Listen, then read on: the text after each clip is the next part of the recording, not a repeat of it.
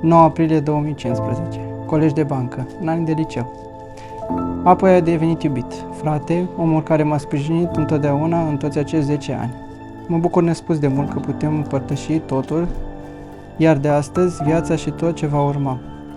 Îți promit să fiu mereu, mai mult decât vei avea nevoie, să te iubesc toată viața și dincolo de ea. Astăzi este ziua noastră specială, ziua în care ne jurăm iubirea în fața lui Dumnezeu, ziua la care am visat atât de mult amândoi. Să ne bucurăm să trăim clipele, să ne amintim cu drag peste ani, să le povestim copiilor noștri și să fim fericiți. Toată viața ca astăzi. Te iubesc infinit.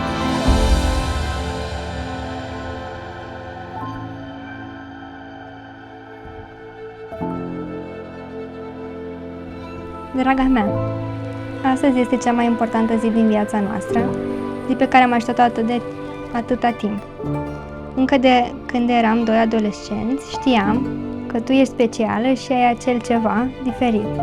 Cu tine, toate momentele noastre au avut sens, de la primii pași împreună, primele planuri împreună, primele vacanțe împreună, primele zâmbete, sărutări, primele greutăți. În cei 10 ani de relație, noi am crescut, ne-am transformat și totuși tu ai rămas mereu acasă pentru mine.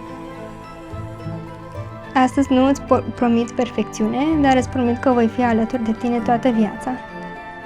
Aștept cu emoții să te văd pășind spre mine, îmbrăcată în rochia de mireasă, devenind soția mea. Te iubesc astăzi, mâine și pentru tot restul vieții. Soțul tău.